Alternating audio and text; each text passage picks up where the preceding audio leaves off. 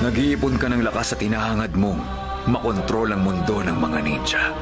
Masasabing napakasimple lang ng ambisyon mo. Ang taas ng tingin mo sa sarili mo para maging isang multo. Sino ka ba? Hindi na yun mahalaga. Ang importante, nandito ako para tulungan ka.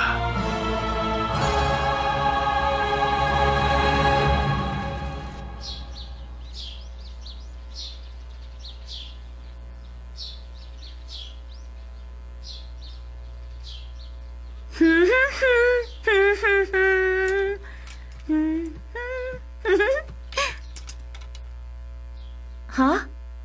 Di ba ito yung...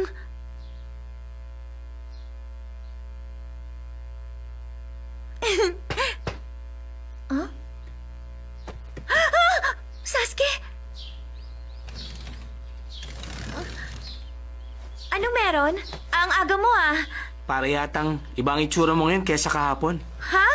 Kung gano'n, nag-aalala ka sa akin? Kung may problema ka, sabihin mo sa akin. Palagi mo akong kakampi. Maaasahan mo yun. Talaga, Sasuke?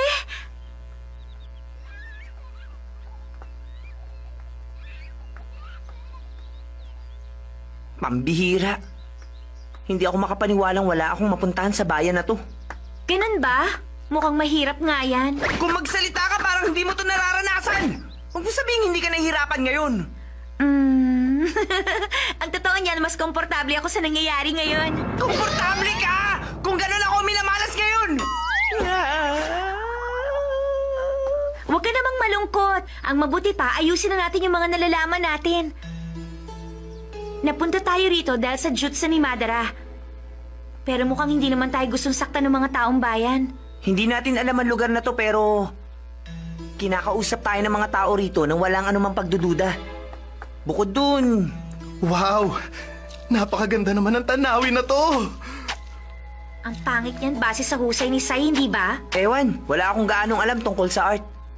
Landscape painting ba yon? Ewan ko! Wala nga akong gaanong alam tungkol sa sining, hindi ba? Lahat ng kakilala namin, merong kaibahan.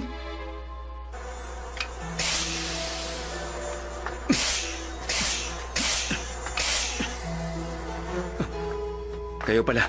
Naku, lagot! Tayo na, Naruto! Yun ang dahilan kaya ayoko sa mga kulisap. Ay, si Ate Sakura!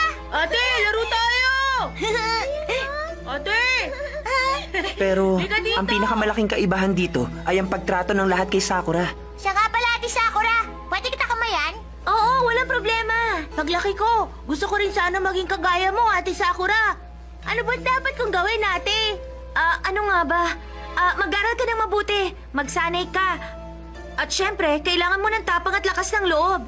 At saka tiwala sa sarili. Sige, gagawin ko yung mga yon. Bye-bye!